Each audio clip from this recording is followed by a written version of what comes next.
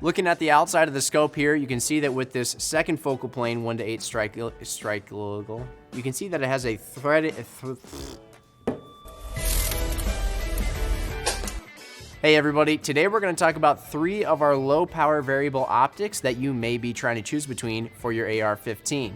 That's going to be the Strike Eagle 1-8 second focal plane, the Strike Eagle 1-8 first focal plane, and the PST Gen II 1-6 second focal plane. First up, let's talk about what makes all these rifle scopes similar. Being low power variables, that means that all of them start in terms of magnification on 1 power for up close and fast engagements, and then they have the ability to zoom in to a higher power for longer distance shots.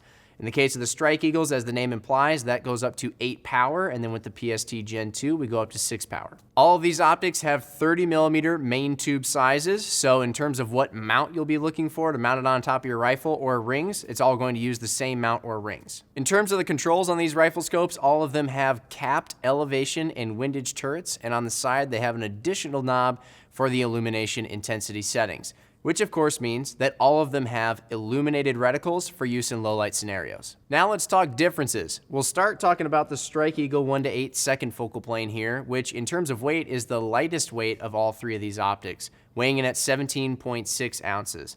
The PST Gen II 1-6 would be next at 22.7 ounces, and then the Strike Eagle 1-8 first focal plane would follow in at 23.9 ounces. Sticking with the outside of the optic here, you can see that with the Strike Eagle 1-8 second focal plane, we have this thread-in throw lever, which makes changing the magnification even quicker and easier to get to. With the Strike Eagle 1-8 first focal plane, we have a band type throw lever that will come out of the box with the optic that you can put around that magnification ring. And with the PST Gen II 1-6, it doesn't come with one out of the box, but that is an available accessory after the fact. When it comes to the turrets, like we said before, all these optics do have capped elevation and windage turrets, but when it comes to the Strike Eagle 1-8 first focal plane and also the PST Gen II 1-6, both of those optics are going to give you a more advanced turret design and one that also offers more tactile feel when making adjustments. Now, as we look inside these rifle scopes, that's where we're really going to find the major differences between them. When it comes to the magnification, that's probably the most notable difference between all of them. Of course, with the Strike Eagle models being 1-8, offering 2x more magnification on the high end versus the PST Gen II being a 1-6 optic. And then, of course, we have the difference between second focal plane and first focal plane. Both the Strike Eagle 1-8 second focal plane and PST Gen II 1-6 are second focal plane rifle scopes, which means that as you change the magnification from the lowest magnification to the highest magnification, you'll see that image growing and shrinking, but the reticle will appear to stay the same size throughout that whole change. With our Strike Eagle 1-8 first focal plane, as the name implies, it's a first focal plane rifle scope, and therefore, as we change that image size and it grows and shrinks with our change in magnification, the reticle will also appear to be growing and shrinking at the exact same rate as the image. What that means for you as a shooter is that with a first focal plane rifle scope, if you're using features on the reticle outside of just the center crosshair, then you're going to be able to use those in confidence, knowing that they're at the proper scale to the image on any magnification, because that reticle is always staying at the proper scale throughout the whole mag range. On second focal plane rifle scopes, even though the reticle appears to be staying the same size as the image grows and shrinks around it, that actually means that its scale is constantly changing, and it's not at the proper scale unless we're at one set predetermined magnification, which in both of these optics is the highest magnification. We go further in depth on the differences between first focal plane and second focal plane in our dedicated video on our YouTube channel, so go check that out if you still have questions. But just know that you can always use the center crosshair on any magnification on either first focal plane or second focal plane without worry about it changing with the change in magnification. While we're on the topic of focal planes and reticles, let's talk about the different reticles available in these rifle scopes. When it comes to the Strike Eagle 1-8 second focal plane, with that you're going to get the AR BDC-3 reticle, which is a BDC specifically tuned to the 5.56 round, giving you drops up to 600 yards and also wind holds at 5-mile-an-hour increments. Another unique feature it has is a ranging feature at the top of the reticle.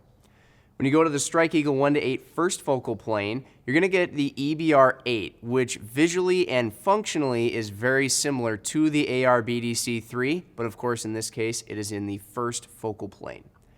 Then with the PST Gen II 1-6, we have our VMR-2 reticle. This is, again, in the second focal plane, and it's a much simpler looking reticle with just simple hash marks that are in either MOA or MRAD values. That is unique in the fact that the Strike Eagles are available in MOA only, so with that PST you can get MRAD. And whichever type of measurement you choose with the PST, of course, the turrets will also match. All the reticles in these rifle scopes are illuminated for use in low light situations. With the Strike Eagles, you're going to get the center dot and the surrounding broken circle illuminated when you power on the illumination. And then with the PST Gen II 1-6, it's just a center illuminated dot. In terms of overall optical quality and optical systems delivering you the best image possible, if we were to list these scopes out in order of good, better, and best, well then we would start out with the Strike Eagle 1-8 second focal plane.